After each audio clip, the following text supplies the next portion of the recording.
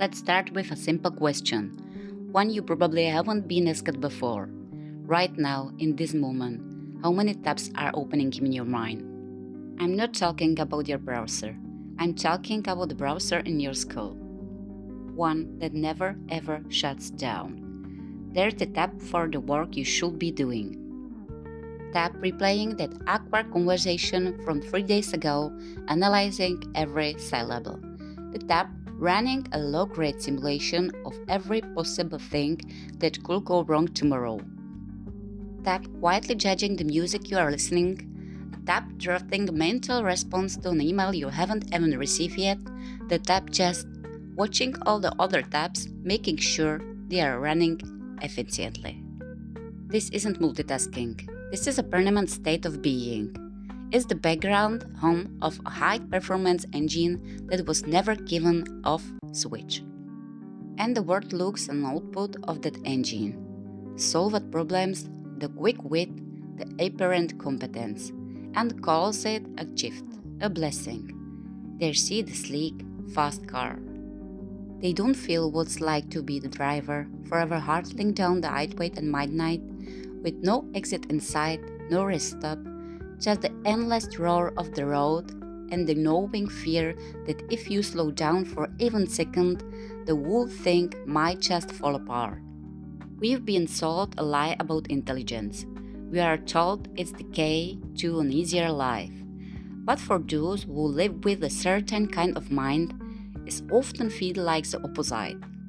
It feels like being given a master key to a labyrinth, only to realize that labyrinth is inside you and the doors you are unlocking lead to more hallways, more doors, more endless, echoing corridors of doubt. Today we are going to walk 10 of those hallways. We are going to name the ghosts that live there, not to wallow, but to finally turn on the lights. Because the first step to navigating a maze is to admit you are in one. And if you have ever felt exhausted by your own thoughts, isolated by your own perceptions, or crippled by your own potential, you are not broken. You are not alone. You are simply running a different operating system and no one ever gave you the same manual. And here's the fundamental glitch.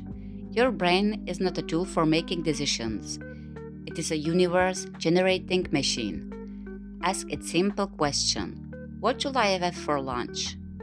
And it doesn't see a menu, it sees a branching timeline. It calculates nutritional macros, cross-references in your energy levels for the afternoon, weighs the emotional comfort of carbs against the virtuous glow of greens, considers the cost, the preparation time, the environmental impact of the packaging, and the subtle social signalizing of eating at your desk versus going out. By the time it's run this full-scale simulation, your lunch hour is over and you're left with a headache and granola bar. And this happens with everything. Every choice from the mundane to life-altering is subjected to this internal council of war. The result, you become a brilliant architect of hypothetical futures, forever standing at the blueprint table, unable to ever pound the foundation. Curse of seeing all the paths is that it becomes impossible to choose one. Your mind is a prediction engine. It's constantly running ahead of reality, forecasting outcomes, finishing people's sentences, seeing the punchline from the setup. This sounds powerful, and it is, but it has a dark side. It makes the present moment feel slow, dull, pre-recorded. Conversations can feel like listening to an audiobook you've already read. Work tasks can feel trivial because you solved them in your head before you started. You live life several steps ahead of everyone else, and then you have to sit there, politely waiting for the world to catch up. This isn't arrogance. It's a profound, lonely boredom. It's the frustration of a sprinter forced to walk. And this constant, silent waiting is mentally more draining than any hard work. For everyone else, Imposter syndrome is an irrational fear. For you, it's a logical conclusion.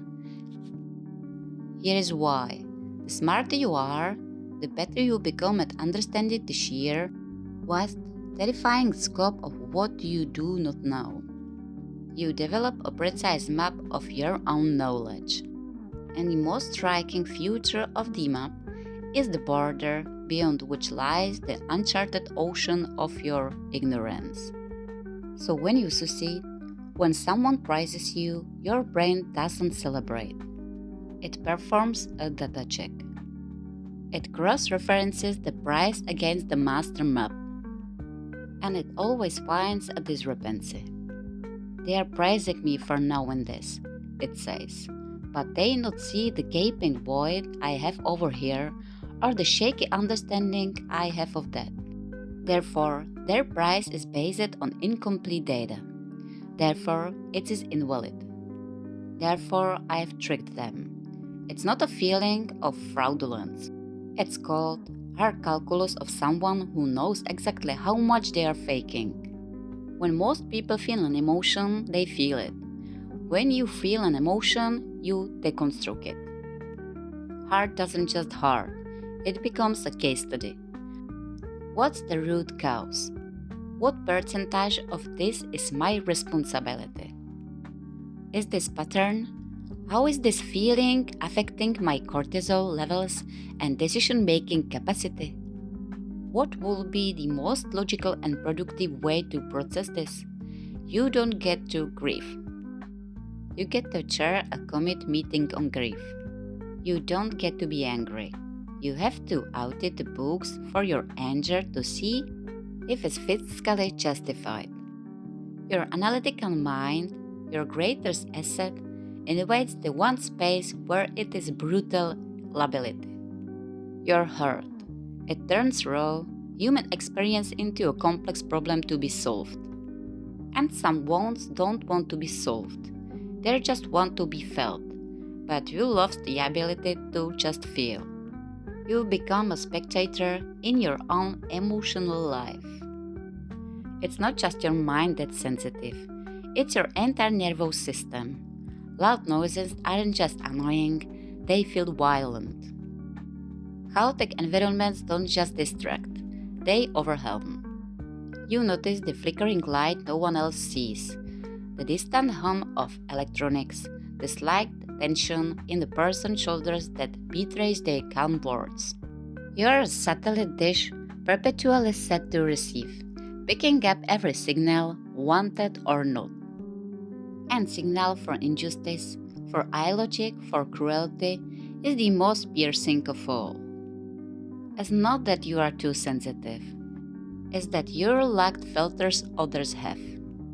You experience the world in higher definition with the volume turned up. And no one tells you that higher definition also means you can see every flaw in stark, painful detail. You learn very early on that your thought process is a foreign language. Your jokes land a bit too late because people need time to follow the connections you're made instantly. Your patience seems obsessive because your threshold for depth is simply lower than everyone else's. Your concerns seem abstract, paranoid, or overthinking. So you do the logical thing, you build a filter.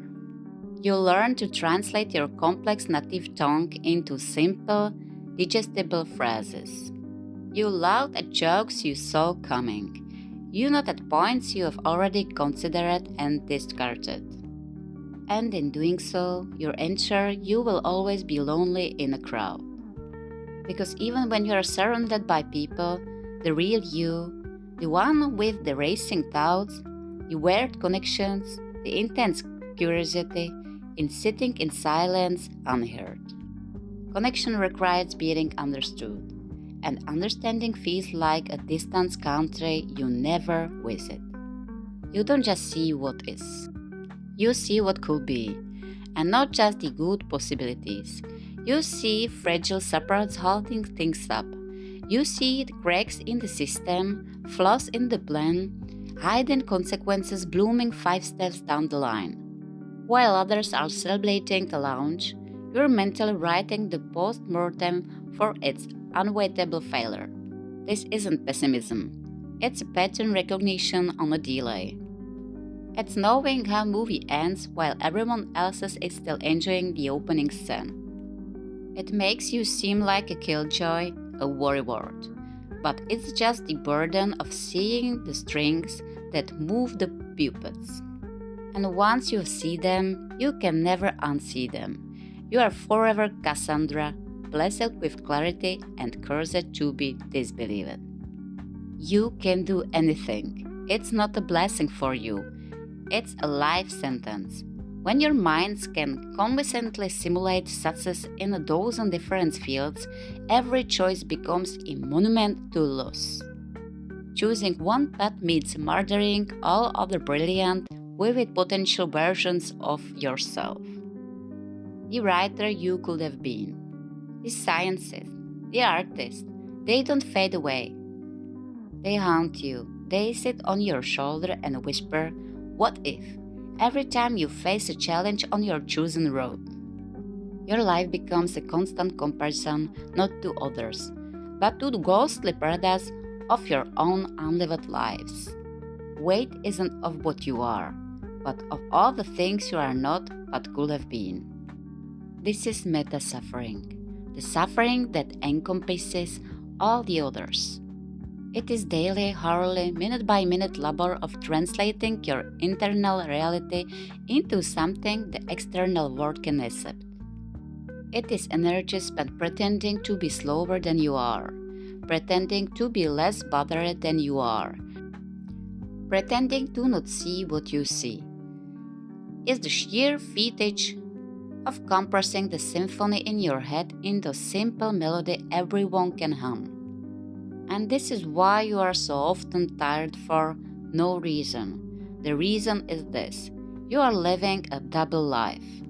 One life out in the world, and one vastly more complex and damaging life inside your mind. And bridging the gap is a full-time job you never applied for.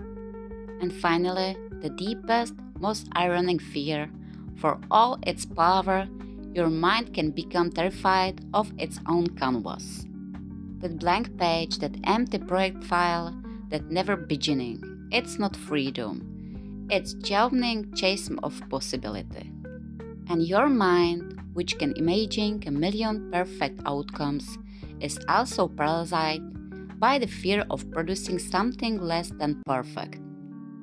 Very intelligence that could create something beautiful becomes the critic that prevents anything from being created at all. It becomes easier to live in a realm of perfect potential than to risk the flawed, disappointing reality of execution. So you research endlessly, you plan meticulously, you prepare, but you never begin. Your greatest gift becomes the lock on your own potential. If this has been a difficult lesson, if you have been nodding along with a heavy heart, I want you to hear this final part clearly. This is not a list of curses. This is the list of specifications. You are not a flawed standard model.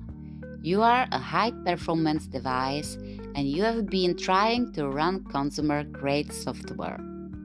Of course, it's glitchy. Of course, it's exhausting. You've been trying to navigate a mountain road with a city car manual.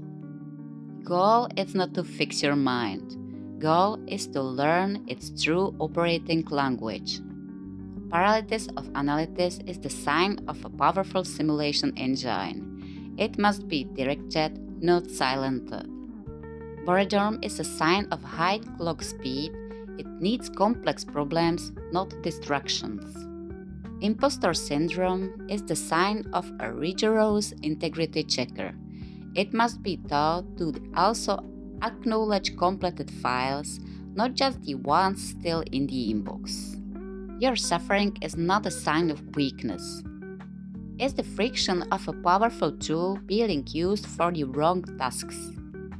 Loneliness is the price of depth in a world that prefers breadth. And exhaustion is the cost of building a bridge between your rich inner world and simpler outer one. We stop trying to be normal. We seek out the rare, deep waters where we can finally swim instead of wade. We give ourselves permission to be exhausted because the work we do internally is real work. We learn to channel the endless analytics into thought out preparation and then build a ritual, simple, stupid rule that forces us to act. We understand that our sensitivity is not a flaw, but data gathering apparatus of incredible precision, and we must learn to curate its impulse. You don't have noisy mind. You have a mind with high resolution sensor array, and it's picking up frequencies others can't hear.